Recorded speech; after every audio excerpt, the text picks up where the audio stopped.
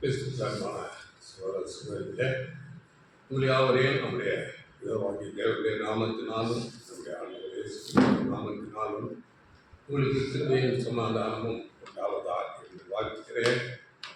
இந்த நாளிலே நாம் ஒரு தீர்க்க தரிசன பாடம் பார்க்க போகிறோம். பழைய ஏற்பாட்டிலே மல்கியா தீர்க்க தரிசி எழுதின இந்த வசனம், கர்த்தருடைய பெரிதும் பயங்கரமான நாள் வருவதற்கு முன் உங்களிடத்திலே எலியா தீர்க்க தரிசியை அனுப்புகிறேன் என்று வசனம் தீர்க்க தரிசனமாக சொல்லப்பட்டிருக்கிறது. பெரிதும் நம்முடைய ஆண்டவர் இயேசு கிறிஸ்துவின் பெரிதும் பயங்கரமான நாள் வருவதற்கு முன்பதாக எலியா என்ற ஒரு தீர்க்க தரிசி அனுப்புவதாக வசனம் சொல்கிறது. அந்த பயங்கரமான நாள் வருவதற்கு முன்பதாக வருகிற எலியா யார் என்பதை குறித்து நம்ம பார்க்க போகிறோம். அந்த எலியா செய்கிற வேலையை குறித்து நம்ம பார்க்க போகிறோம். இது ஒரு பெரிய பாடமாக இருக்குது. அதனால் அநேகமாக வசனங்களை நம்ம படிக்க முடியாது. அவைகளை நீங்கள் படித்து கொஞ்சம் யாரும் கொள்ளுங்கள். சில வசனங்களை மாத்திரம் நம்ம படிக்கலாம். இந்த வசனம் மல்கியா தீர்க்க தரிசன புத்தகத்திலே 4ஆம் அதிகாரம் 5-6 வசனங்களிலே இருக்கிறது. படியுங்கள். இதோ கர்த்தருடைய பெரிதும் பயங்கரமான நாள் வருவதற்கு முன்னே நான் உங்களிடத்திற்கு எலியா தீர்க்கதரிசியை அனுப்புகிறேன். நான் வந்து பூமியை சங்காரத்தால் அழிக்காதபடிக்கு அவன் பிதாக்களுடைய இருதயத்தை பிள்ளைகளிடத்திற்கும் பிள்ளைகளுடைய இருதயத்தை அவர்கள் பிதாக்களிடத்திற்கும் திருப்புவான். கர்த்தருடைய நாள் என்று சொல்லப்படுகிற தேவனுடைய ராஜ்யம் இந்த பூமியில வருவதற்கு முன்பதாக உலகம் முழுவதும் ஒரு மகா பயங்கரமான உபத்திரவம் வரும் என்று இந்த வசனம் சொல்கிறது. அந்த உபத்திரவம் மூலமாக இப்ப இருக்கிற தீமையான பாவம் நிறைந்த அநீதியான இந்த உலகம் முற்றிலுமாக அழிந்து போகும். அதன் பிறகுதான் தேவனுடைய ராஜ்யம் இந்த பூமியில ஸ்தாபிக்கப்படும். அந்த மகா உபத்திரவ நாளுக்கு முன்பதாக இந்த எலியா தீர்க்க தரிசி நான் உங்களிடத்திலே அனுப்புகிறேன் என்று இந்த வசனம் தீர்க்க தரிசனமாக சொல்லப்பட்டிருக்கிறது. இதோ நான் பெரிதும் பயங்கரமான நாள் உங்களிடத்தில் வருவதற்கு முன்பதாக எலியா தீர்க்க தரிசியை அனுப்புகிறேன் என்று சொல்லப்பட்டிருக்கிறது. அந்த எலியா தீர்க்க தரிசி என்ன செய்வார் என்று கூட நாம் படிக்கும்போது 6ஆம் வசனம் படிக்கிறது. நான் வந்து பூமியை சங்காரத்தால் அழிக்காதபடிக்கு அவன் பிதாக்களுடைய இருதயத்தை பிள்ளைகளிடத்திற்கும் பிள்ளைகளுடைய இருதயத்தை அவர்கள் பிதாக்களிடத்திற்கும் திருப்புவான். இந்த வசனம் பிதாக்களுடைய இருதயத்தை பிள்ளைகளிடத்திற்கும் பிள்ளைகளுடைய இருதயத்தை பிதாக்களிடத்திற்கும் திருப்புவான். இது என்ன? இதை நாம் புரிந்து கொள்ள முடிகிறதா என்று நாம் பார்க்கும்போது, முதலாவது பிதாக்களுடைய இருதயத்தை பிள்ளைகளில் இருக்கும் என்று சொல்லப்படுகிறது. அப்படி என்றால் பொதுவாகவே பிள்ளைகள் எல்லாவற்றையும் கற்றுக்கொள்ளுகிற ஒரு மனநிலையில இருப்பார்கள். ஆனால் வளர்ந்தவர்கள் பிதாக்கள் அப்படி இருக்க மாட்டார்கள். எதை எந்த ஒரு கருத்தை சொன்னாலும் சீக்கிரத்திலே அவர்கள் அதை ஏற்றுக்கொள்ள மாட்டார்கள். அதற்குரிய ஒரு மனநிலை அவர்களிடத்திலே இருக்காது. அதனால அதை சொல்லும்போது அந்த பிதாக்கள் அவர்கள் பிள்ளைகளை போல ஒரு கற்றுக்கொள்ளுகிற இருதயத்துக்கு வர வேண்டும். இதுதான் அந்த எலியா செய்கிற வேலை. அவர்கள் அந்த கற்றுக்கொள்ளுகிற மனநிலைக்கு தேவனுடைய நீதி நியாயங்களை அவர்கள் பொறுமையோடு கற்றுக்கொள்ள வேண்டும். இங்கிலீஷில் டீச்சபிள்னஸ் அப்படிப்பட்ட ஒரு மனநிலைக்கு இந்த பெரியவர்கள் வர வேண்டும். அதே அடுத்ததாக சொல்லும்போது பிள்ளைகளுடைய இதயத்தை அவர்கள் பிதாக்களிடத்திற்கும் திரும்புவார்.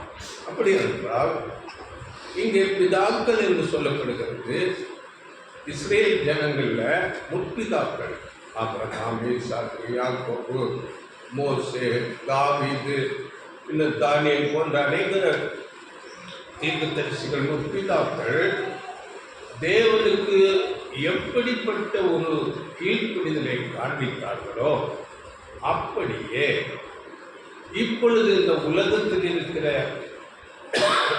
மக்கள் அநீதியில் பாவத்தில் பலப்பட்டு இருக்கிற இந்த மக்கள் மனதிருந்தி அந்த பிதாக்களுடைய இருதயத்துக்கு ஒப்பாக தேவனுக்கு கீழ்ப்படுகிறவர்களாக மாற வேண்டும், மனம் திரும்ப வேண்டும். இதைத்தான் இந்த வசனம் சொல்லுகிறது. அந்த எலியா தீர்க்கதரிசி நான் திரும்பிபடி அந்த வசனம், நான் பூமியை சங்காரத்தால் அழிக்காதபடிக்கு அவன் பிதாக்களுடைய இருதயத்தை பிள்ளைகளிடத்திற்கும் பிள்ளைகளுடைய இருதயத்தை அவன் பிதாக்களிடத்திற்கும் திருப்புவான். அப்படி அந்த எலியா தீர்க்கதரிசி அப்படிப்பட்ட அந்த ஒரு மனமாற்றத்தை உருவாக்காவிட்டால் அங்கே பெரிய ஒரு சங்காரம் உண்டாகும். இந்த உலகம் பெரிய ஒரு அழிவுக்கு அந்த மாற்றம் வந்தால் அழிக்கப்படாது, மாற்றம் வராவிட்டால் பெரிய சங்காரத்துக்குள்ள போய்விடும். இதே நாம் இப்போ சுவிசேஷ யுகத்தில் இருக்கிறோம். யூத யுகத்திலும் இதே போல ஒரு தீர்க்க தரிசனம் அங்கே சொல்லப்பட்டது. படியுங்கள். அதாவது லூக்கா 1ஆம் அதிகாரம் 16-17 வசனங்களில் அங்கே யோவான் ஸ்நானகன் பிறக்கும் போது தூதர்களால் இதே போன்ற ஒரு தீர்க்க தரிசனம் அங்கே சொல்லப்பட்டது. படியுங்கள். லூக்கா 1:16. அவன் இஸ்ரவேல் சந்ததியாரில் அநேகரை அவர்கள் தேவனாகிய கர்த்தரிடத்திற்கு திருப்புவான். பிதாக்களுடைய இருதயங்களை பிள்ளைகளிடத்திற்கும் கீழ்ப்படியாதவர்களை நீதிமான்களுடைய ஞானத்திற்கும் திருப்பி உத்தமமான ஜனத்தை கர்த்தருக்கு ஆயத்தப்படுத்தும்படியாக அவன் எலியாவின் ஆவியும் பலமும் உடையவனாய் அவருக்கு முன்னே நடப்பான் என்றான். அங்கேயும் எலியாவை பற்றி பேசப்படுகிறது. ஆனால் யோவான் ஸ்நானகன் தான் வருகிறார். அந்த யோவான் ஸ்நானகன் இதே போல அங்கே சொல்லப்பட்டிருக்கிறது, பிதாக்களுடைய இதயத்தை பிள்ளைகளிடத்திற்கும் கீழ்ப்படியாதவர்களை நீதிமான்களுடைய ஞானத்திற்கும் திருப்புவான். அவன் எலியாவின் ஆவியும் பலமும் உள்ளது. அங்கே எலியாவை குறித்து சொல்லப்பட்டது. அப்படி அங்கே யோவான் ஸ்நானகன் அந்த யூத யுகத்தில் அந்த இஸ்ரேல் ஜனங்களை அப்படியாக முற்றிலுமாக மாற்றம் செய்தாரா, அந்த கீழ்ப்படிதலுக்குள்ளே கொண்டு வந்தாரா என்றால் அப்படி அங்கே நடக்கவில்லை. சிலர் கீழ்ப்படிந்தார்கள், மனம் மாறி ஆண்டவர் இயேசு கிறிஸ்துவை ஏற்றுக்கொண்டு அவரை பின்பற்றி போனார்கள். அப்படி அவர்கள் கீழ்ப்படியாமைக்குள்ளே போகும்போது அங்கே கிபி 70 பெரிய ஒரு அழிவு. அவர்கள் இருதயம் பயங்கரமான கடினமாக இருந்ததுனால ஆண்டவர் இயேசு கிறிஸ்துவை அவர்களால் ஏற்றுக்கொள்ள முடியவில்லை. அவரை சிலுவையிலே போட்டு அதனால பெரிய ஒரு அழிவு அவர்களுக்கு வந்தது. கிபி 70.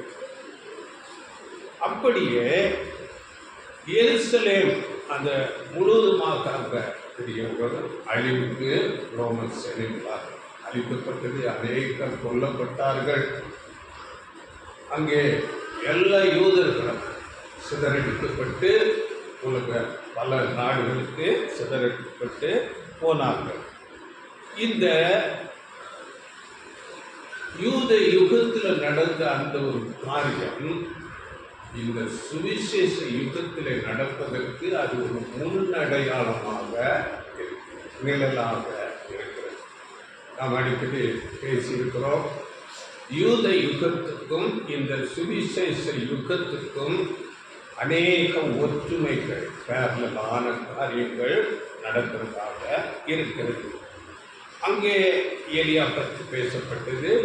அங்கே எலியாவின் ஆவியிலும் பலத்திலும் யோவான் ஸ்நானகன் வந்தார். இங்கே சுவிசேஷ யுகத்தில் இங்கே நாம் மல்கியால படித்தது போல அந்த தீர்க்கதரிசன வசனம் ஆண்டவர் இயேசுவின் 2ஆம் வருகைக்கு முன்பதாக இங்கே ஒரு எலியா வர வேண்டும். அதான் 6ஆம் வசனத்தில், நான் வந்து பூமியை சங்காரத்தால் அடிக்காதபடிக்கு பூமி என்று சொல்லப்பட்டிருக்கிறது. இது முழு உலகத்துக்குமான ஒரு அங்கே எருசலேம் அந்த இஸ்ரேல் ஜனங்களை மாத்திரம் அடையாளப்படுத்தி அந்த ஒரு தீர்க்கதரிசனம் யோவான் ஸ்நானத்தை வைத்து பேசப்பட்டது. இங்கு வருகிற எலியா முழு உலகத்துக்கும் அப்படிப்பட்டதான ஒரு மனமாற்றத்தை தேவனுக்கு கீழ்ப்படுகிற கீழ்ப்படிதலை கொண்டு வர வேண்டும். இல்லாவிட்டால் இந்த முழு உலகமும் ஒரு பெரிய அழிவுக்குள்ளாக, சங்காரத்துக்குள்ளாக போய்விடும் என்று சொல்லப்பட்டிருக்கிறது. அன்றைக்கு நாம் இஸ்ரேல் ஜனங்களை குறித்து பார்க்கும்போது அவர்களுக்கு ஒரு விஷயம் தெரியாது. எப்படி என்றால், ஒரு மேசியா வரப்போகிறார் என்பதை மாத்திரம் அவர்கள் அறிந்திருந்தார்கள். ஒரு மேசியா வந்து, மேசியா என்றால் அதனுடைய பொருள் அபிஷேகிக்கப்பட்டவர். ஒரு தேவனால் அபிஷேகிக்கப்பட்ட ஒருவர் வந்து நம்மையெல்லாம் அங்கே ரோமர்களுக்கு அடிமைப்பட்டிருந்தார்கள். அந்த அடிமைத்தனத்திலிருந்து நம்மை விடுதலையாக்கி நம்மிடத்திலே அவர் நம்மை மேன்மைப்படுத்தி நம்மை ஆளுகை செய்வார். ராஜாவாக நம்மை ஆளுகை செய்வார். நம் மூலமாக, அந்த இஸ்ரேல் ஜனங்கள் மூலமாக உலகமே ஆசீர்வதிக்கப்பட போகிறது என்ற ஒரே சிந்தனையிலே அவர்கள் இருந்தார்கள். ஆனால் வேதத்திலே ஆண்டவர் இயேசு கிறிஸ்துவின் வருகை, இயேசுதான் மேசியா. அதனால் இயேசுவை மேசியாவாக அவர்களால் ஏற்றுக்கொள்ள முடியவில்லை. சில பேர் ஏற்றுக்கொண்டார்கள். அங்கே பிலாத்துவிடத்தில் நிற்கும் போது கூட, நீ ராஜாவா என்று கேட்கப்பட்டது. அப்படி எல்லாம் அவர்களுடைய சேனைகள் எல்லாம் எங்கே? அவர்கள் எதிர்பார்த்தது ஒரு பெரிய சேனையோடு ராஜாவாக வருவார் என்பதாக அங்கே எதிர்பார்த்தார். எல்லாரும் வேதபாரகர், பரிசேயர் எல்லாரும் அப்படியே எதிர்பார்த்தார்கள். ஆனால் ஆண்டவர் இயேசு கிறிஸ்து இப்படி முதலாம் வருகையில் அப்படியாக வந்து சாதாரண மனுஷனை போல இருப்பார். அவர் உலகத்தின் பாவத்தை எல்லாம் சுமந்து கொண்டு மரணத்துக்குள்ளாக போக வேண்டும், மரித்து உயிர் தெழுந்து பரலோகம் போக வேண்டும். அதன் பிறகு வந்து 2வது முறை வரும்போதுதான் அவர் ராஜாவாக அவர் ஆளுகை செய்கிறவராக இருப்பார் என்று அவர்களுக்கு தெரியவில்லை. ஆனால் எல்லா தீர்க்க தரிசனங்களாக இருக்கிறது. அவர்கள் கண்கள் முன்பாக எல்லாம் நிறைவேறி கொண்டிருக்கிறது. அவர்களால் உணர்ந்து கொள்ள முடியவில்லை. நாம் இப்பொழுது அந்த தீர்க்க தரிசனங்கள் எல்லாம் நிறைவேறி நம்முடைய கண்களால் காண்கிறோம். அதை கண்டதுனால நாம் அதை ஈஸியாக நாம் அறிந்து கொள்கிறோம், உணர்ந்து கொள்கிறோம். சில தீர்க்க தரிசனங்கள் எல்லாமே அப்படித்தான், நாம் ஈஸியாக உணர்ந்து கொள்ள முடியாது. அது நடந்து நிறைவேறி தீர்ந்த பிறகுதான் நாம் அதை அறிந்து கொள்ள முடியும். அப்போ ஆண்டவர் இயேசு கிறிஸ்து 2ஆம் வருகைக்காக நாம் இப்பொழுது காத்து கொண்டிருக்கிறோம். இந்த 2ஆம் வருகைக்கு முன்பதாக வரப்போகிற ஏலியா யார் என்று நாம் பார்க்கும்போது ஆண்டவர் இயேசு கிறிஸ்து 2ஆம் வருகை என்பதாக அந்த ஏலியா வந்து முழு உலகத்தையும் சங்காரத்தால் அழிக்காதபடிக்கு பிதாக்களுடைய இதயத்தை பிள்ளைகளிடத்திற்கும் பிள்ளைகளுடைய இதயத்தை பிதாக்களிடத்திற்கும் திருப்ப வேண்டும்.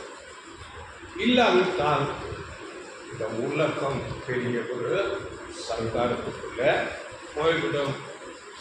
இப்போ இந்த முதலாம் வருகைக்கும் 2ஆம் வருகைக்கும் உள்ள சில ஒற்றுமைகள் என்ன என்பதை குறித்து சில ஒற்றுமைகளை நாம் பார்க்க போகிறோம். முதலாம் வருகையில பாருங்கள், ஆண்டவர் இயேசு கிறிஸ்து அவர் ராஜா தான். அவர் பிறக்கும் போதே ராஜா, யூதருக்கு ராஜாவாக பிறந்திருக்கிறவர் எங்கே என்றுதான் அங்கே கேட்கப்பட்டது. நீ ராஜாவோ என்று பிலாத்து கேட்கும்போது, ஆம் நான் ராஜா தான். அவர் ராஜா தான், அப்பொழுது ராஜா தான். அங்கே முதலாம் வருகையிலே பார்க்கும்போது அங்கே ஆண்டவர் இயேசு கிறிஸ்து அந்த கடைசி ஊர்வலமாக எருசலேமுக்கு வரும்போது கழுதையிலே அங்கே ஒரு பவனியாக வருகிறார். எல்லாரும் அங்கே பார்த்து அவரை ஆர்ப்பரித்து அங்கே அவரை வரவேற்கிறார்கள். இதை குறித்து தீர்க்க தரிசனமாக சகரியா 9ஆம் அதிகாரம் 9ஆம் வசனத்திலே சொல்லப்படுகிறது. சீயோன் குமாரத்தியே மிகவும் களிகூறு, எருசலேம் குமாரத்தியே எவ்வீரி. இதோ உன் ராஜா உன்னிடத்தில் வருகிறார். அவர் நீதி உள்ளவரும் ரட்சிக்கிறவரும் தாழ்மை உள்ளவரும் கழுதையின் மேலும் கழுதை குட்டியாகிய மரியின் மேலும் ஏறி வருகிறவராயிருக்கிறார். இப்படி கழுதையின் மேலே அவர் வருகிறார். இதை மத்திய 21 7-9 அங்கே எழுதப்பட்டிருக்கிறது. அவர் அப்படியே வருகிறார். தீர்க்க தரிசனத்தின்படியே கழுதையின் மேலே அவர் அங்கே வருகிறார். இது அந்த இஸ்ரேல் தேசத்தில் மாத்திரம் நடந்தது. அப்படியே 2ஆம் வருகையில் மகிமையின் ராஜாவாக இந்த உலகத்துக்கு அவர் வருகிறார். அவர் எப்படி வருகிறார் என்று வெள்ளை குதிரையின் மேல் ஒரு மிகுந்த மகிமையோடு அவர் வருகிறதாக வெளிப்படுத்தல் 19ஆம் அதிகாரம் 17ஆம் வசனத்திலிருந்து அந்த வசனங்கள் அவர் வெள்ளை குதிரையின் மேல் வருவதாக. இது உலகம் முழுவதற்கும் அவர் ராஜாவாக ராஜாதி ராஜாவாக வருகிறார். இதை குறித்து இன்னும் அதை நீங்கள் படித்துக் கொள்ளுங்கள். அப்படி ஆகாய தீர்க்க தரிசன புஸ்தகத்தில் அவரை குறித்து சொல்லப்பட்டிருக்கிறது. ஆகாய 2ஆம் அதிகாரம் 7-8 வசனங்களில் அப்படியாக அவர் வருகிறார். முழு உலகத்திற்கு அவர் ராஜாவாக வருகிறார் என்கிறார். சகல ஜாதிகளையும் அசை பண்ணுவேன், சகல ஜாதிகளாலும் விரும்பப்பட்டவர் வருவார். இந்த ஆலயத்தை மகிமையினால் நிறைய பண்ணுவேன் என்று சேனைகளின் கர்த்தர் சொல்கிறார். வெள்ளியும் என்னுடையது, பொன்னும் என்னுடையது என்று சேனைகளின் கர்த்தர் சொல்கிறார். சகல ஜாதிகளாலும் விரும்பப்பட்டவராக ராஜாவாக வருவார். அப்படியே இன்னொரு ஒற்றுமை நாம் பார்க்கும்போது முதலாம் வருகையிலே ஆண்டவர் இயேசு கிறிஸ்து அநேக வியாதிஸ்தர்களை சுத்தமாக்குகிறார். அப்படியே மரித்தோர் 3 பேரை எழுப்புகிறார். அது 3 மருத்துவ நிலைமையும் 3 விதமாக இருக்கும். அதை குறித்து நாம் ஒரு பாடம் கூட எடுத்திருக்கிறோம். ஆண்டவர் இயேசு மரித்தோரிலிருந்து எழுப்பின 3 பேர், அதனுடைய ரகசியம் என்பதை குறித்து ஒரு பாடம் எடுத்திருக்கிறோம். அதை நீங்கள் பாருங்கள். இது முதலாம் வருகையில் அங்கே நடந்தது. இஸ்ரேலில் மாத்திரம் நடந்தது. அங்கே அநேக சுகம் பெற்றார்கள். எப்படிப்பட்ட வியாதியஸ்தரும் அங்கே சுகமாக்கப்பட்டார்கள். மரித்தோர் அங்கே 3 பேர் உயிரோட எழுப்பப்பட்டார்கள். அதை நாம் பார்க்கும்போது முதலாவது ஒரு சிறுமி ஒரு வீட்டில் அங்கே போய் அங்கே மறித்திருக்கும் போது அவரை உயிரோடு எழுப்புகிறார். இன்னொரு வாலிபன் அவன் விதவைக்கு ஒரே இருக்கார். அப்படிப்பட்டவனே பாடையிலே சுமந்து கொண்டு வரும்போது அங்கே ஆண்டவர் நிறுத்தி உயிரோடு எழுப்புகிறார். 3வது லாசரு மரித்து போய் 4 நாள் ஆகிட்டு.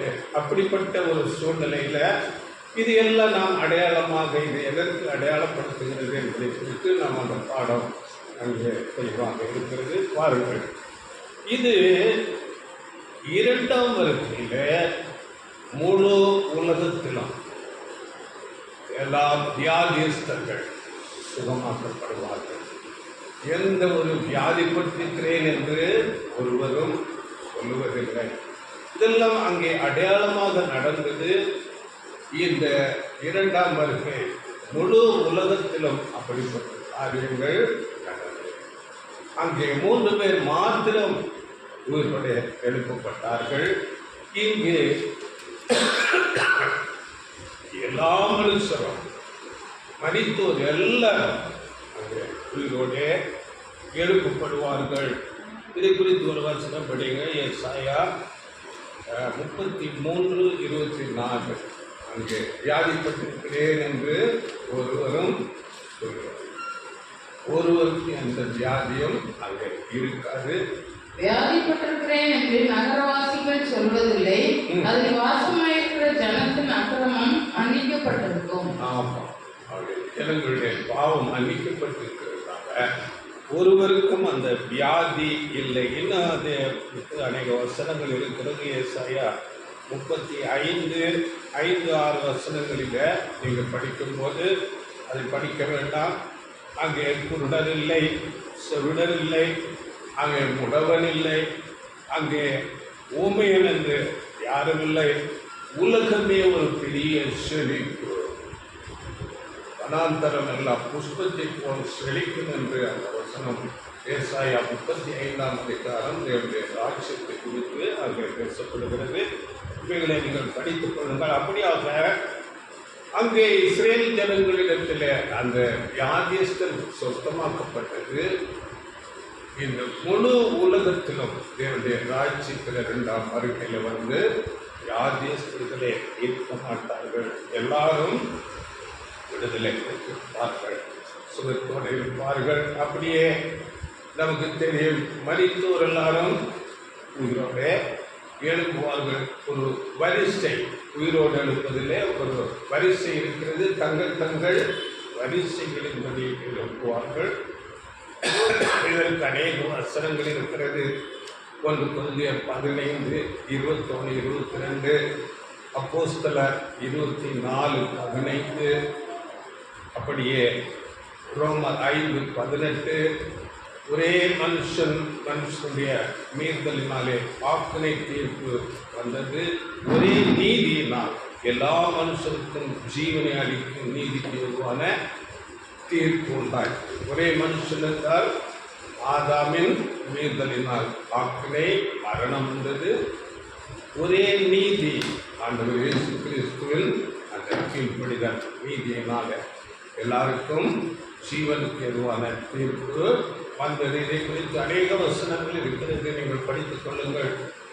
2 கொரிந்தியர் 5:19 தேவன் உலகத்தாருடைய பாவங்களை எண்ணாமல் கிறிஸ்துவுக்குள் அவர்களை தமக்கு ஒப்புரவாக்கினார் என்று சொல்லப்பட்டது. அப்படியே 2 கொரிந்தியர் 5:21 நாம் அவருக்குள் தேவனுடைய நீதியாகும்படிக்கு பாவம் அறியாத அவரை நமக்காக பாவம் ஆக்கினார். இப்படி ஆண்டவர் இயேசு கிறிஸ்துவின் அந்த ஈடு பலி புண்ணியத்தினால எல்லா மனுஷரும் உயிர்த்தெழுந்து வருவார்கள்.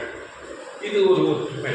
அப்படியே இன்னும் ஒரு ஒற்றுமை பார்க்கும்போது அங்கே யோவான் ஸ்நானகன் அவரோடு கூட இருந்த அவருடைய சீசர்கள் இஸ்ரேல் ஜனங்களை மனம் திருப்பி அந்த யுகத்தில் ஆண்டவர் இயேசு கிறிஸ்துவை மேசியாவாக ஏற்றுக்கொள்ள அந்த பணியை ஆயத்தப்படுத்துகிறார். இவர்தான் நீங்கள் எதிர்பார்த்து கொண்டிருந்த மேசியா என்று அவரை சுட்டிக்காட்டி அவரை அங்கே ஃபாலோ பண்ணும்படியாக வழி நடத்துகிறார். ஆனால் எல்லாரும் அவரை பின்பற்றினார்களா என்றால் இல்லை. சில பேர் மாத்திரம் இயேசுவை ஏற்றுக்கொண்டார்கள். அநேகர் அவரை ஏற்றுக்கொள்ளவில்லை. அதனால அந்த எருசலேம் பெரிய அழிவுக்குள்ளே அப்படியே இங்கு சுவிசேஷ யுகத்தில் இந்த மணவாட்டி சபை வகுப்பாராகிய இவர்கள் தான் எளியா வகுப்பாராக இருந்து இந்த முழு உலகத்தையும் ஆண்டவர் இயேசு கிறிஸ்துவினிடத்தில் மனத்திரும்பி வரும்படியாக ஊழியம் செய்கிறார்கள். ஆண்டவர் இயேசு கிறிஸ்து குறித்து சாட்சி பகர்கிறார்கள். ஆனால் எல்லாரும் முழு உலகமும் ஏற்றுக்கொள்ளுகிறதா என்றால் இல்லை. சில பேர் மாத்திரம் ஆண்டவர் இயேசு கிறிஸ்துவை ஏற்றுக்கொண்டு அவரை பின்பற்றுகிறார்கள். அநேகரால் அவரை ஏற்றுக்கொள்ள முடியவில்லை. அதனால இந்த முழு உலகமும் அங்கு எப்படி அந்த எருசலேம் பெரிய அழிவுக்கு போனதோ அப்படியே இந்த முழு உலகமும் ஒரு பெரிய மகா சங்காரத்துக்குள்ளே. இதை குறித்து கூட அநேக வசனங்கள் இருக்கிறது. தானியேல் 12:1, மத்தேயு 24:21, அப்படியே செப்பனியா 1ஆம் அதிகாரம் 6-14 ஏசாயா 63:4-6 நீங்கள் படித்துக் கொள்ளுங்கள். அப்படியே நமக்கு தெரிய வெளிப்படுத்தல அர்மகதோன் என்று சொல்லப்படுகிற ஒரு யுத்தம். இது உலக யுத்தத்தை அடையாளப்படுத்துகிறது. வெளிப்படுத்தல் 14:16. அந்த உலக யுத்தத்தை பற்றி எசேக்கியேல் தீர்க்கதரிசி எழுதுகிறார். எசேக்கியேல் 38-39 அதிகாரத்தில் அந்த யுத்தத்தை பற்றி அங்கே சொல்லப்படுகிறது. அப்படியே ஏசாயா 34:4 அதிகாரம் 1-2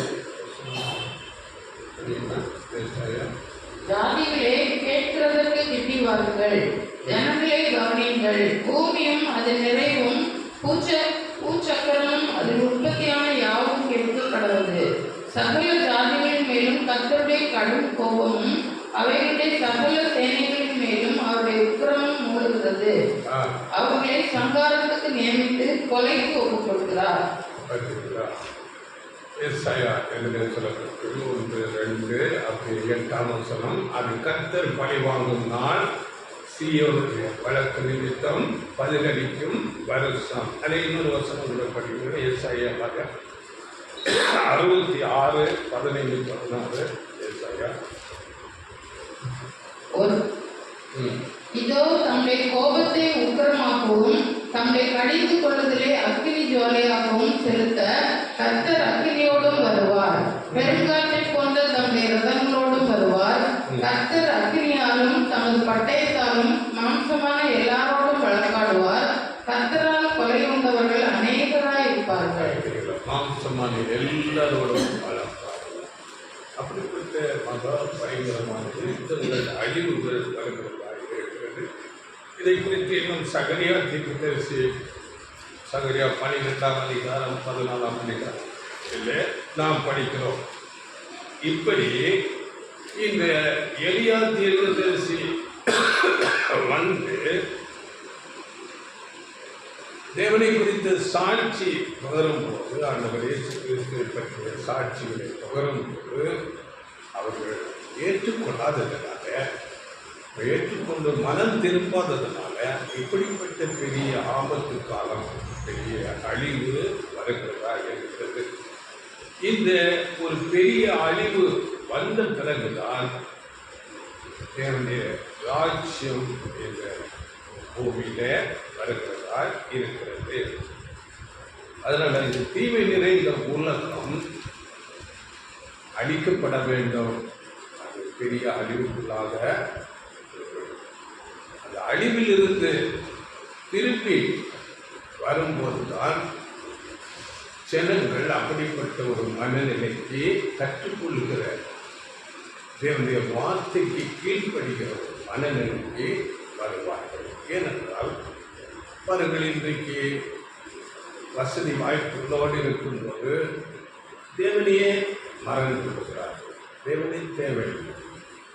அதே அவர்களுக்கு பிழைப்புக்கே ஒன்று இல்லாத ஒரு சூழ்நிலை வரும்போது நாம் இப்பொழுது பார்க்கணும். யுத்தங்கள், காசா, இன்னும்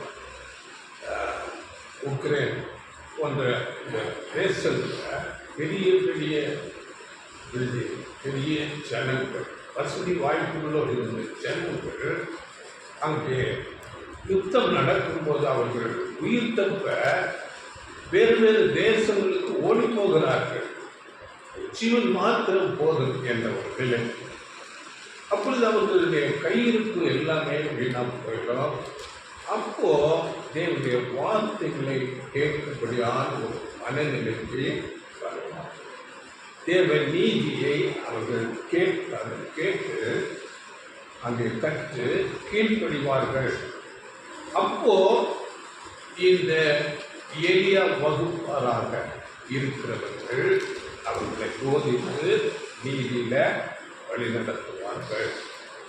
அப்போ இந்த எளிய வகுப்பார் யார் என்று நாம் பார்க்கும்போது உண்மையான சபை வகுப்பார் தான் எளியா வகுப்பார். அது ஆண்டவர் இயேசு கிறிஸ்துவின் காலத்தில் இருந்தே வருகிறது. அது உண்மையான சபை வகுப்பார். ஆண்டவர் இயேசு கிறிஸ்து தலையாகவும் அதன் பிறகு சீசர்கள், அதன் பிறகு அவரை பின்பற்றி வந்த எல்லா பரிசுத்தவான்கள் சரீர வகுப்பார்கள்.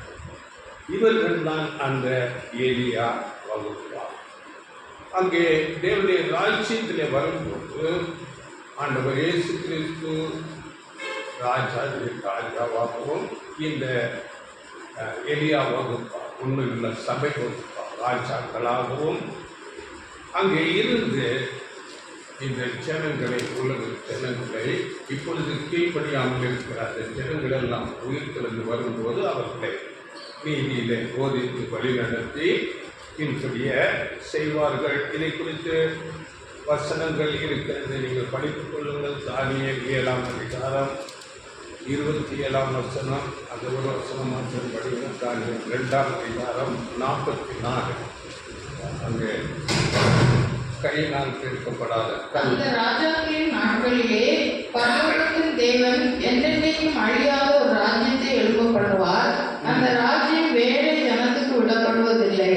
ஒரு கல் கையால் பெயர்க்கப்படாமல் மலையிலிருந்து பெயர்ந்து உருண்டு வந்து இரும்பையும் வெண்கலத்தையும் களிமண்ணையும் வெள்ளியையும் பொன்னையும் நொறுக்குனதை நீர் கண்டீரே. அப்படியே அந்த ராஜ்யங்களை எல்லாம் நொறுக்கி நிர்மூலமாக்கி தானோ என்றென்றைக்கும் நிற்கும். கையினால் பேர்க்கப்படாத கல், இதுதான் தேவனுடைய ராஜ்யம். எல்லா உலக ராஜ்யங்களை அங்கே நிர்மூலமாக்கி அவைகளெல்லாம் பதறு போல அங்கே காற்றினால் அடிக்கப்பட்டு கொண்டு போய் அங்கே இருக்க இடமே இல்லாத ஒரு சூழ்நிலைக்கு போய் தேவனுடைய ராஜ்யம் தானோ என்றால் வளர்ந்து பூமியே இருக்கிறது. இதெல்லாம் தீர்க்க தரிசனமாக இந்த வசனங்கள் சொல்லப்பட்டிருக்கிறது. இவையெல்லாம் அந்த நேரத்தில் நிறைவேறும். அப்பொழுது இந்த எலியா வகுப்பார், உண்மையான சபை வகுப்பார், அவர்களுக்கு சத்தியத்தை போதிப்பார்கள், அவர்களை நீதியில நடத்துவார்கள், அவர்கள் மகிமையாக. இதை குறித்து வெளிப்படுத்தல் கூட நாம் படிக்கிறோம். வெளிப்படுத்தல் 20, 21 வசனங்களில் அதிகாரங்களில் சொல்லப்பட்டிருக்குது. அங்கே சாத்தானை கட்டப்பட்டிருப்பார்கள். சாத்தான் ஒரு பெரிய சக்தியினால் கட்டப்பட்டிருக்கிறதுனால ஜனங்கள் மோசம் போகாதபடி இருப்பார்கள். அங்கே 21ஆம் அதிகாரத்தில் புதிய வானம் புதிய பூமி என்று சொல்லப்பட்டிருக்கிறது. அந்த புதிய வானம் என்ற அந்த ஒரு மகிமையான சூழ்நிலையில் சபை வகுப்பால் இருந்து நீதியாக இந்த உலகத்தை ஆளுகை செய்ய எல்லாரும் நீதியை கற்றுக்கொள்வார்கள் என்று ஏசாயா 26 நாம் பல நேரங்களிலே படித்திருக்கிறோம். 6 ஏசாயா 26 9 10 வசனங்கள். அப்பொழுது அங்கே சில பேர் அப்பொழுதும் கற்றுக்கொள்ளாதவர்களாக இருப்பார்கள். சமசனமாக துன்மார்க்கனுக்கு தயவு செய்தாலும் நீதியை கற்றுக்கொள்ளலாம். நீதியுள்ள தேசத்திலும் அவன் அநியாயம் செய்து கர்த்தருடைய மகத்துவத்தை கவனியாதே போகிறான். அப்படிப்பட்ட இடத்திலும் சில பேர் நீதியை கற்றுக்கொள்ளாதவர்களாக துன்மார்க்கராக இருப்பார்கள். அவர்கள் அங்கே பெரிய அழிவுக்குள்ள 2ஆம் மரணத்துக்குள்ளே போய்விடுவார்கள். இதை குறித்து வெளிப்படுத்தல் 27 படிக்கும் போது அங்கே 1000 வருட முடிவில் சாத்தான் கட்டவிழ்க்கப்படுவார். சோதிக்கப்படும் போது அவர்கள் உண்மை இல்லாதவர்களாக இருக்கும்போது அந்த அழிவுக்குள்ள அந்த அக்னி கடல் என்று சொல்லப்பட்டுள்ளது 2ஆம் மரணத்துக்குள்ளே போய்விடுவார்கள். அவர்களுக்கு திரும்ப எந்த விதமான நம்பிக்கையும் இல்லாமல் போய்விடும். இப்படி இந்த உண்மையான சபை வகுப்பார் அவர்கள் தான் எலியா வகுப்பார். இவர்கள் சுவிசேஷ யுகம் முழுவதிலும் அது சத்தியமில்லாத இருண்ட காலம் என்று சொல்லப்படுகிற ஒரு காலம் இந்த சுவிசேஷ யுகத்தில் இருந்தது. அப்படிப்பட்ட காலத்திலும் அவர்கள் சாட்சியாக நின்று தவறான போதனைகளை கண்டித்து கொண்டு இருந்தார்கள். இதைத்தான் எலியா பழைய ஏற்பாட்டில் உள்ள எலியா தீர்க்கதரிசி அந்த இஸ்ரேல் தேசத்தில் அந்த காரியத்தை செய்து கொண்டு இருந்தார்.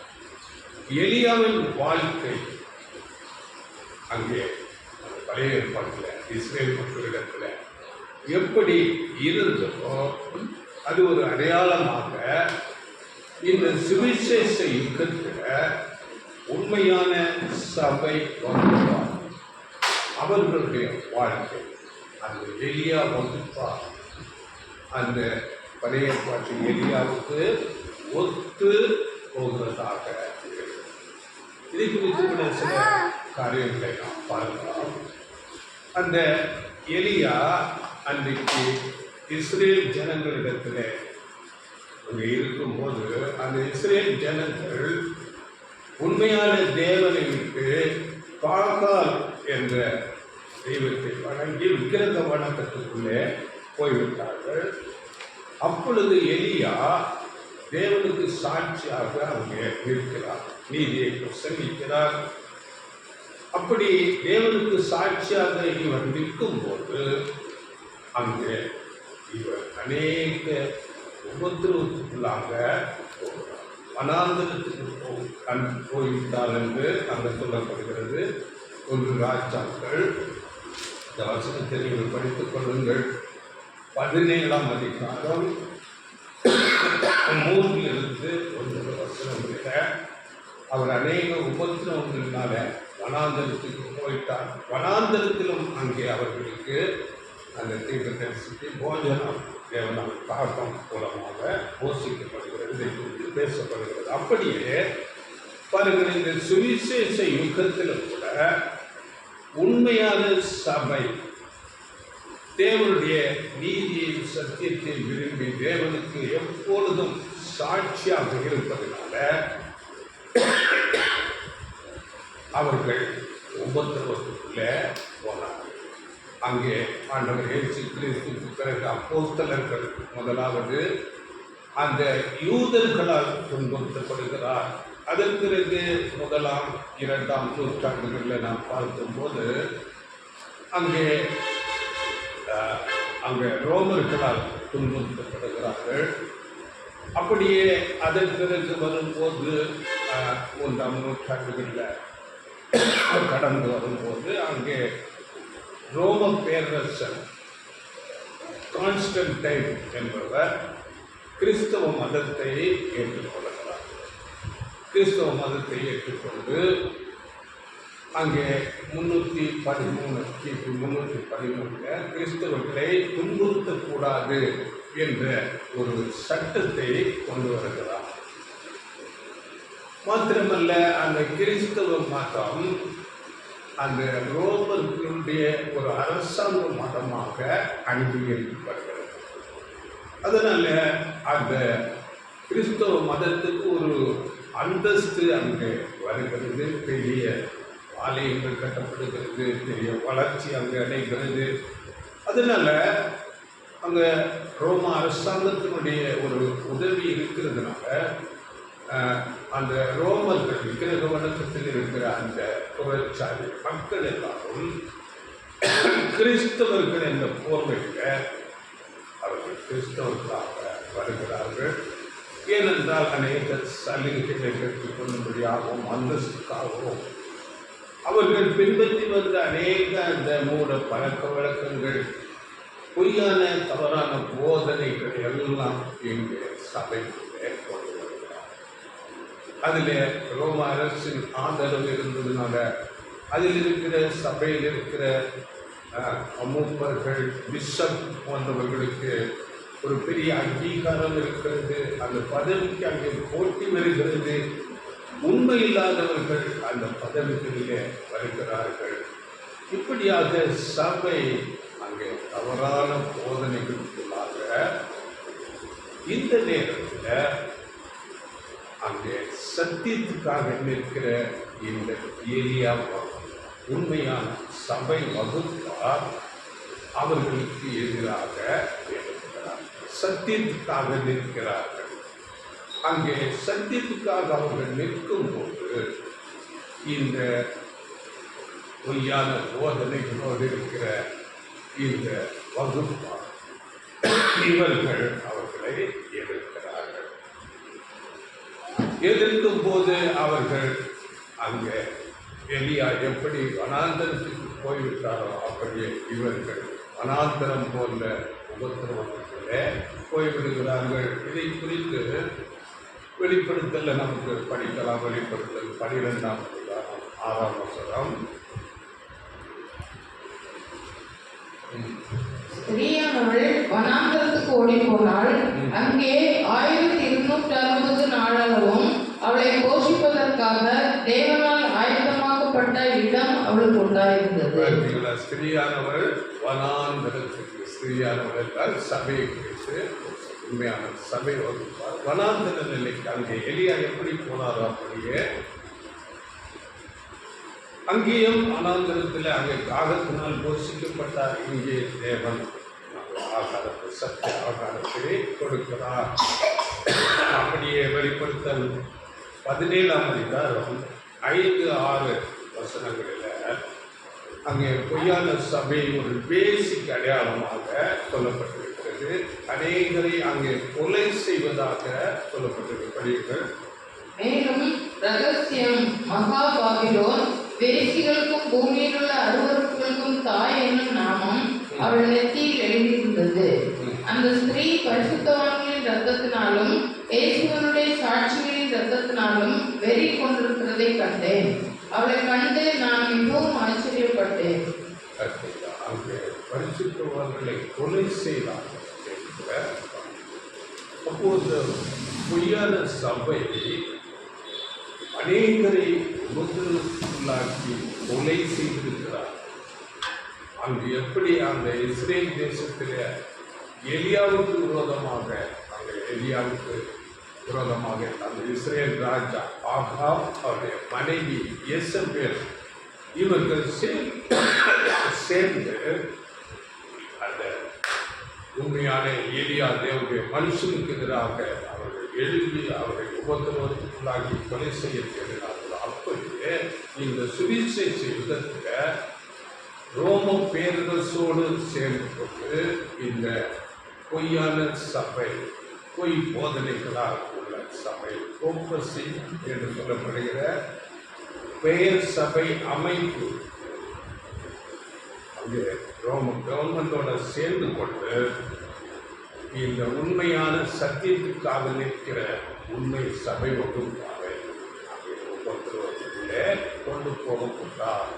இங்கே வெளிப்படுத்தல் கூட அந்த இயேசபேல் என்கிற அந்த பெயரில் அதை குறிப்பிட்டு சொல்லப்படுகிறது. படிவுகள் வெளிப்படுத்த 2:20, வெளிப்படுத்தல் 2:20.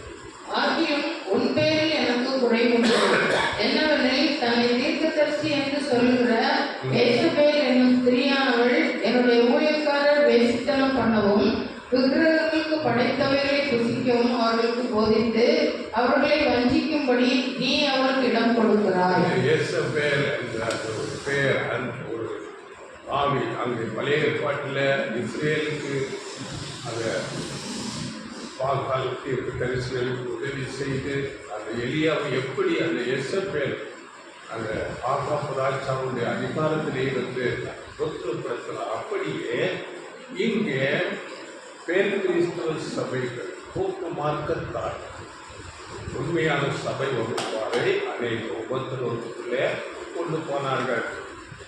அப்படியே அங்கே நாம் பார்க்கும்போது அங்கே எலியா ஜெபிக்கிறார். தேவனிடத்திலே ஜெபித்து அங்கே 3 வருடம் 6 மாதம் மழை இல்லாத பஞ்சகாலம் வரைக்கும். இதை குறித்து நீங்கள் படித்துக் கொள்ளுங்கள். ராஜாக்கள் 17ஆம் அதிகாரத்தில் அங்கே மழை இல்லாத காரியங்கள் வருகிறது. அதை குறித்து ராஜாக்கள் 17ஆம் அதிகாரம், லூக்கா 4:25, யாக்கோபு 5:17 எல்லாம் சொல்லப்படுகிறது. 3 வருடம் 6 மாதம் மழை. அப்படியே சுவிசேஷ யுகத்தில் 3.5 வருடம் சத்தியம் இல்லாத ஒரு இருட்டு காலம் இந்த உலகத்தில் இருந்தது. சுவிசேஷ யுக காலத்தில் இதை குறித்து வெளிப்படுத்தல் 12ஆம் அதிகாரம் 14ஆம் வசனத்தில் நாம் படிக்கிறோம். அங்கே ஒரு அடையாள பாசையில் சொல்லப்பட்டிருக்கிறது. காலங்கள் அரை காலம். காலம் என்றால் 1 வருடம், காலங்கள் என்றால் 2 வருடம், அரை காலம் என்றால் அது ஒரு அரை வருடம். இப்படி 3.5 வருடங்கள் இந்த சுவிசேஷ யுகத்தில் இருட்டு காலம், சத்தியம் கிடைக்காத பஞ்ச காலம் இருந்ததாக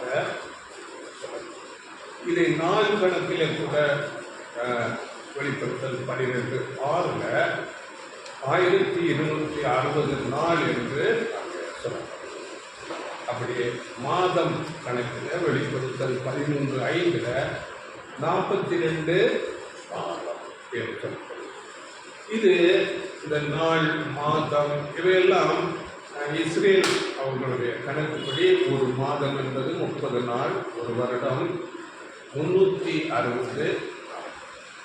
இது நாம் வேதத்தில் படிக்கும்போது தீர்க்கதரிசிக்கு ஒரு நாள் என்பது ஒரு வருடத்தை அடையாளப்படுத்துகிறது.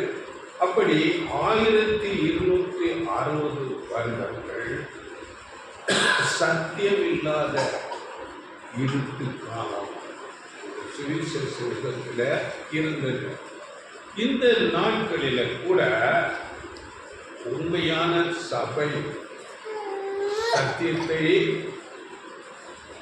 பிரசங்கித்துக் கொண்டு சத்தியத்துக்காக நின்றார்கள். அந்த நாட்களிலே எப்படி இருந்தது? அந்த இருட்டு காலத்தில் அந்த சத்தியத்துக்காக நின்றவர்கள் எப்படிப்பட்ட நிலையிலே இருந்தார்கள் என்று வெளிப்படுத்தல் 11ஆம் அதிகாரம் 3ஆம் வசனம். வெளிப்படுத்தல்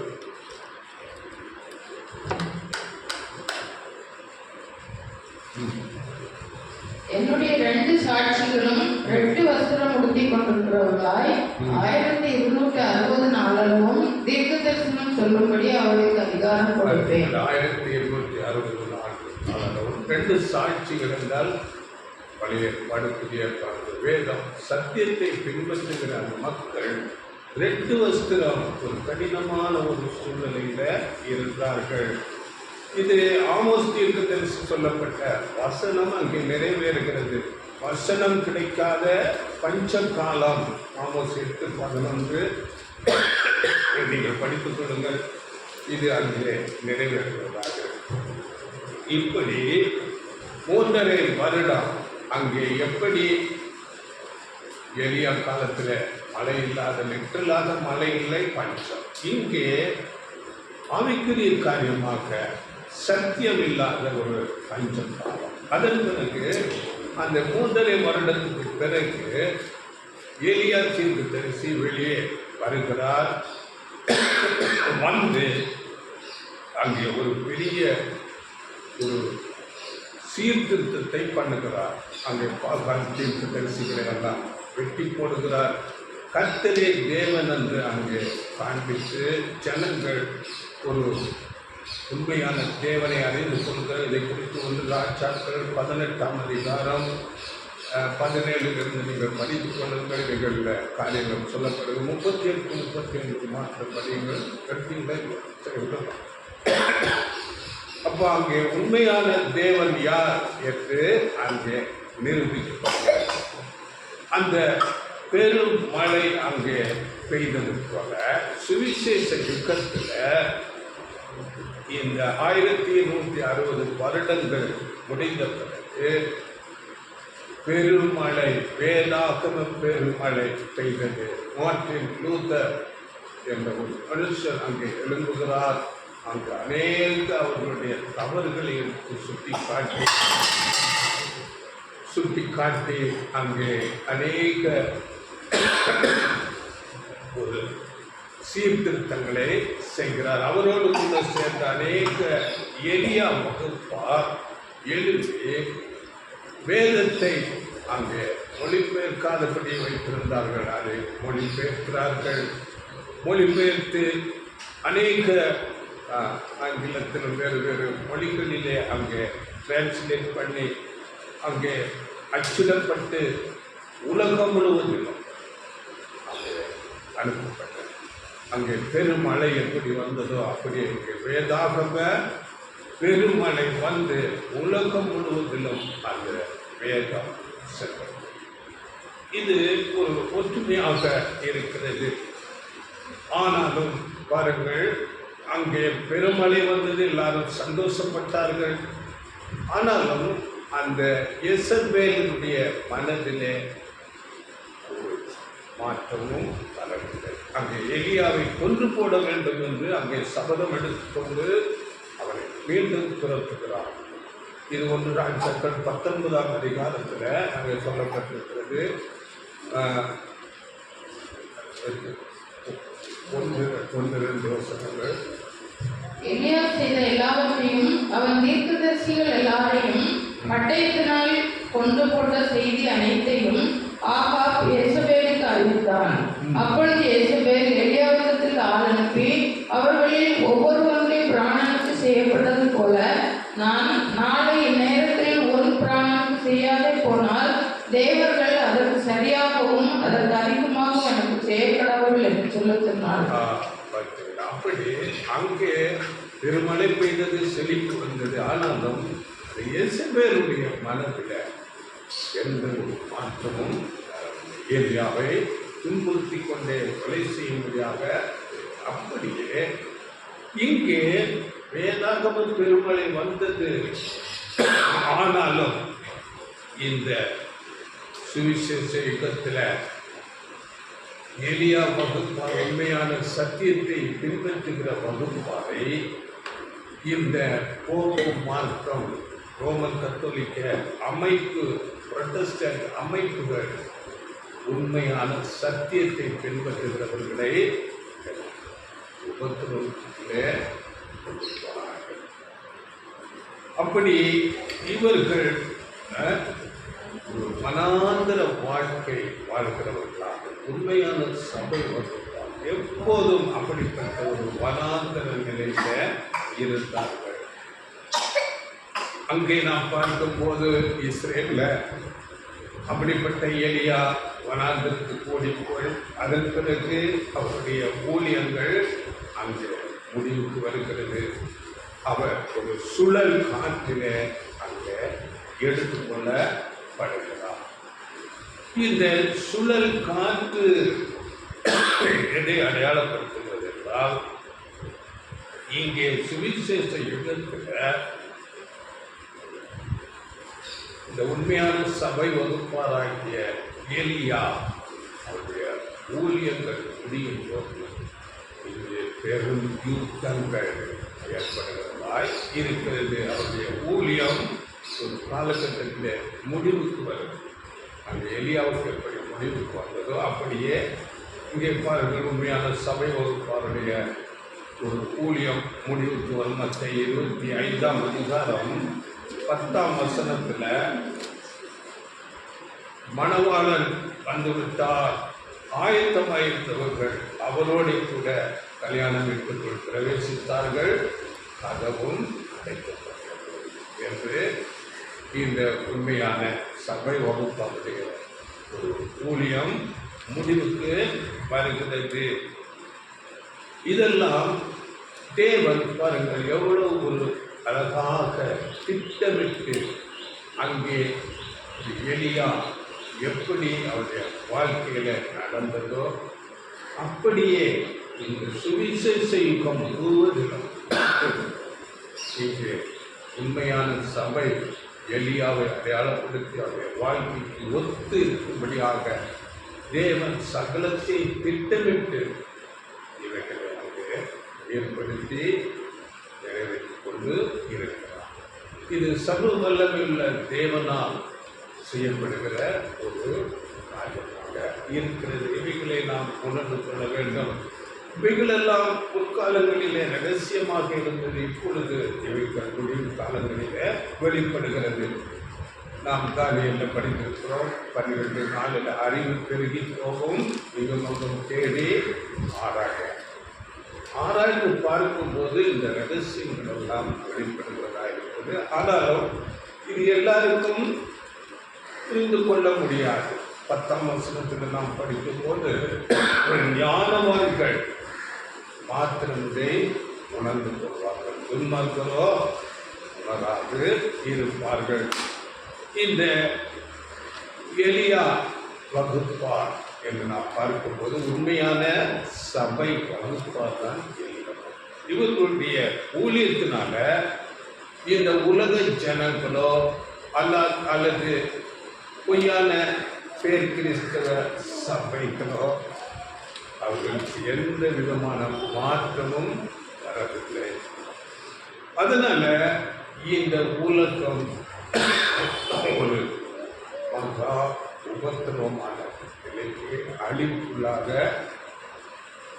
ஆனால் உண்மையான சத்தியத்தை விரும்புகிறவர்களுக்கு, உண்மையான சபை வகுப்பாருக்கு இந்த எளிய வகுப்பாரின் போதனைகள் மிகுந்த பிரயோஜனமாக இருக்கும். அதை அவர்கள் ஏற்றுக்கொண்டு அந்த சத்தியத்துக்கு கீழ்ப்படித்து தேவனுக்கு உண்மையுள்ளவர்களாக தங்களை மாற்றிக்கொண்டு கிறிஸ்துவின் சாயலுக்காக அவர்கள் மாறி ஆண்டவர் இயேசு கிறிஸ்து 2ஆம் வருகைக்கு தங்களை ஆயத்தப்படுத்திக் கொள்வார்கள்.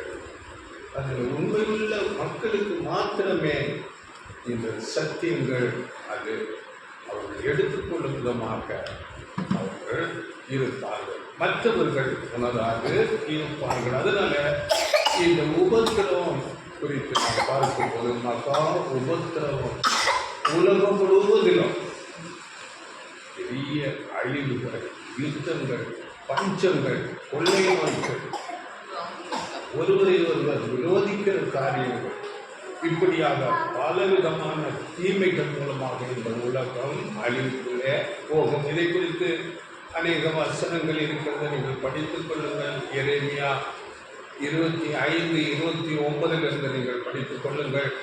ஏசாயா 17:12 இந்த உபத்திரவத்தை குறித்து பேசிக்கொள்கிறது.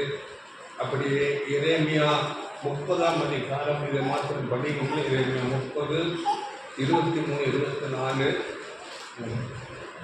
இதோ கோராவாய் காற்றாகிய கர்த்தருடைய பெரும் காற்று உக்கிரமாய் எழும்பி அடித்து துன்மார்களுடைய தலைமையில் மோதும். கர்த்தர் தம்முடைய இருதயத்தின் நினைவுகளை நடப்பித்து நிறைவேற்றும் அளவும் அவருடைய உக்கிர கோபம் தணியாது. கடைசி நாட்களில் அதை உணர்ந்து கொள்வீர்கள். கோபம், தேவ கோபம் இந்த உலகத்தில் வந்து பெரிய ஒரு அழிவு, கோராவாரி காற்று என்று சொல்லப்பட்டிருக்கிறது. அங்கே எப்படி எலியா சுழல் காற்றில் எடுக்கப்பட்டாரோ அப்படியே பெரிய ஒரு யுத்தம், பெரிய அழிவு வரும்போது அந்த சபை வகுப்பாக எடுத்துக்கொள்ளப்படுவார்கள். அப்படி வெளிப்படுத்தல் 16:14 அந்த யுத்தம் பற்றி அங்கே விழுந்து போன கெட்டு போன ஆவிகள் உலகம் எங்கு உள்ள ராஜ்யங்களை அந்த யுத்தத்துக்கு கூட்டி சேர்க்கிறவர்களாக இருப்பார்கள். இந்த உலகம் அப்படியாக ஒரு பெரிய அழிவுக்குள்ளாக போய்விடும். அதனால மல்கியா 4:5 இதோ கர்த்தருடைய பெரிதும் பயங்கரமான நாள் வருகிறதுக்கு முன்னே நான் உங்களிடத்திற்கு எலியா தீர்க்கதரிசியை அனுப்புகிறேன். இந்த வசனம்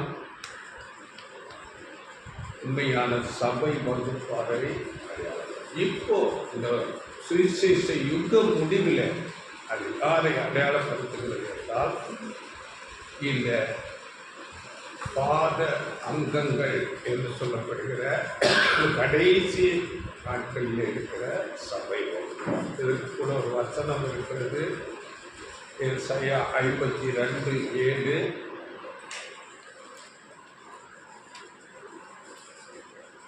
ஏசாயா 52. சமாதானத்தை கூறி நற்காரியங்களை சுவிசேஷமாய் அறிவித்து ரட்சிப்பை பிரசித்தப்படுத்தி தேவன் ராஜரீகம் பண்ணுகிறார் என்று சீயோனுக்கு சொல்லுகிற சுவிசேஷமுடைய பாதங்கள் அலைகளின் மேல் எவ்வளவு அழகாயிருக்கின்றன. இந்த பாத வகுப்பார் கடைசி நாட்களில் இந்த இருக்கிற உண்மையான சபை வகுப்பார் பாதங்கள், அந்த வகுப்பார் இந்த தேவனுடைய ரட்சிப்பை திட்டத்தை மேலான சத்தியங்களை பேசிக்கொண்டு ஜனங்களை எச்சரித்துக் கொண்டு அதை அனைவர் அதை ஏற்றுக்கொள்ள மாட்டார்கள், அங்கீகரிக்க மாட்டார்கள். உண்மையான சத்தியத்தின் மேல விருப்பம் உள்ளவர்கள் மாத்திரம் ஏற்றுக்கொள்வார்.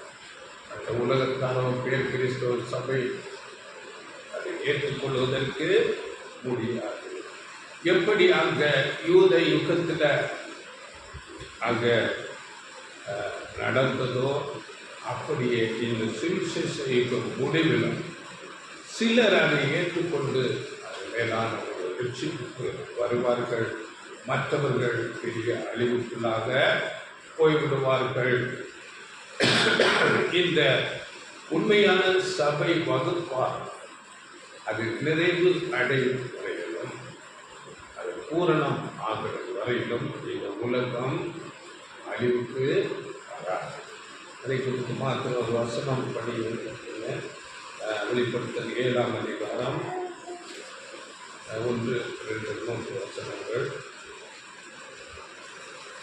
இவைகளுக்கு பின்பு பூமியின் 4 திசைகளிலும் 4 தூதர்கள் நின்று பூமியின் மேலாவது சமுத்திரத்தின் மேலாவது ஒரு மரத்தின் மேலாவது காற்று அடையாதபடிக்கு பூமியின் 4 காற்றுகளையும் பிடித்திருக்க கண்டேன்.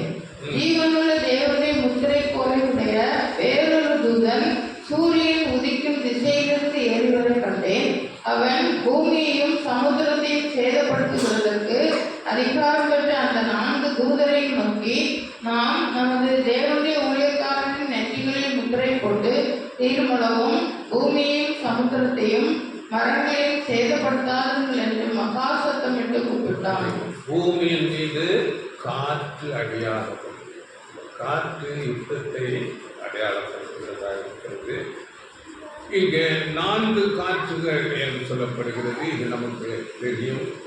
பூமியில 4 காரியங்கள்: அரசியல், சமுதாயம், பொருளாதாரம், மதம். இந்த அமைப்புகள் எல்லாமே அதுவரையிலும் அங்கே சீர்குலையாமல் இருக்கும். அதன் பிறகு முற்றிலும் அங்கே சீர்குலைந்து அழிவுக்குள்ளே அரசியல் கொலாப்ஸ் ஆகிடும், மதம் அப்படியாக ஆகிடும், பொருளாதாரம் வீழ்ச்சி கண்டு பெரும் குழப்பங்கள் ஜனங்களுக்குள்ளாக.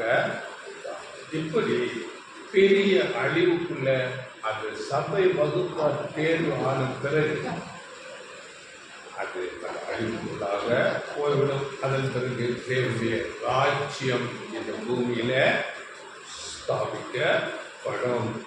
இந்த தேவனுடைய ராஜ்யம் ஸ்தாபிக்கப்படுவதை குறித்து அடையாளமாக ஆண்டவர் இயேசு கிறிஸ்து அவருடைய முதலாம் வருகையில் அங்கே நாம் அறிந்திருக்கிறோம். மறுரூப காட்சி அங்கே காண்பிக்கிறார். மத்திய 17ஆம் அதிகாரத்தில் 1-9 வருஷங்களை நீங்கள் படித்துக் கொள்ளுங்கள். அவருடைய முகம் சூரியனை போல பிரகாசித்தது என்று சொல்லப்படுகிறது. அவருடைய வஸ்திரம் வெளிச்சத்தை போல வெண்மையாயிற்று. இப்படி அவருடைய மகிமை அப்படியாக அது தேவனுடைய ராஜ்யத்தில் இருக்கும். அங்கே எலியாவும் மோசேயும் அவரோடு வந்து பேசுவதாக அங்கே காட்டப்பட்டிருக்கு. அது ஒரு விஷன், ஒரு காட்சி. எலியா அங்கே சபை வகுப்பாரை அடையாளப்படுத்துகிறது. அங்கே மோசே முற்பிதாக்களை அடையாளப்படுத்துகிறார். எல்லாரும் உயிர்த்தெழுந்து வந்து இங்கே சபை வகுப்பார் மகிமையாக வானத்தில் புதிய வானமாக இருந்து அரசாட்சி செய்வார்கள். இந்த முற்பிதாக்கள் எலியா, மோசே அந்த முற்பிதாக்களை அடையாளப்படுத்துகிறார்.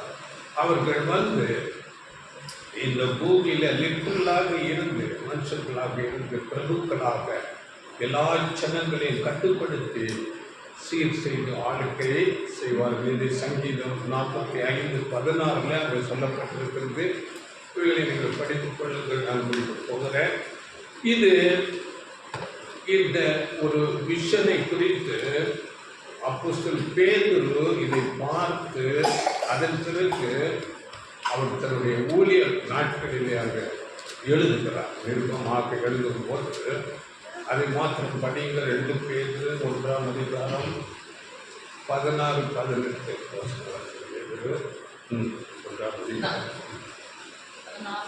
16. நாங்கள் தந்திரமான கட்டுக்கதைகளை பின்பற்றினவர்களாக அல்ல, அவருடைய மகத்துவத்தை கண்ணார கண்டவர்களாகவே நம்முடைய கர்த்தராகிய இயேசு கிறிஸ்துவின் வல்லமையையும் வருகையையும் உங்களுக்கு அறிவித்தோம். அவரோட கூட நாங்கள் பரிசுத்த பர்வதத்தில் இருக்கையில் வானத்திலிருந்து பிறந்த அந்த சத்தத்தை கேட்டோம். இது ஒரு கட்டுக்கதை அல்ல. அந்த இயேசு கிறிஸ்து மகிமையில வருவது, ராஜ்யம், இவையெல்லாம் ஒரு கட்டுக்கதை அல்ல. நாங்கள் அவர்களை கண்ணார கண்டோம், அங்கே நாங்கள் இருந்தோம் என்று சபைக்கு பேதுரு மூலமாக இவைகள் இன்றைக்கு உண்மையான சபை வகுப்பார் மாத்திரம் அதை ஏற்றுக்கொள்வார்.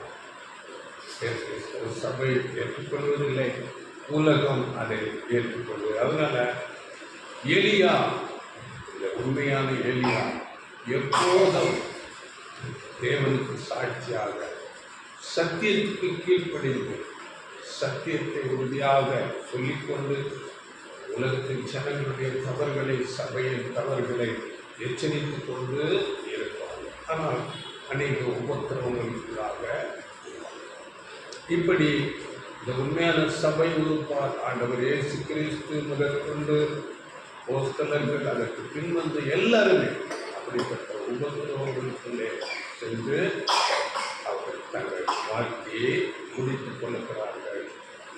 இவையெல்லாம் தேவனுடைய திட்டத்தின்படி சகலமும் நடந்தேறுவதாக இருக்கிறது. தேவன் குறித்த காலத்தில் இந்த உண்மையான எலியா வகுப்பாரை கொண்டு சத்தியங்களை வெளிப்படுத்துவதாக இந்த சத்தியங்களை கேட்டுக்கொள்ளலாம். இவைகளை நாம் கேட்டு உணர்ந்து கொண்டு மற்றவர்களுக்கும் அறிவித்து நாம் இந்த சத்தியங்கள் கேட்டு உணர்ந்து நம்முடைய குணாம்சங்கள் மாற்றிக்கொண்டு அந்த இயேசு கிறிஸ்துவின் சாயல் மாறி அந்த இயேசு கிறிஸ்துவின் வருகைக்கு நம்மை ஆய்வுபடுத்தி அந்த வார்த்தை மூலம் ஆசீர்வதிப்பாராக. சர்வ வல்லமையுள்ள தேவனுடைய ராஜ்யம் இந்த பூமியில மகிமையாக வருவதாக.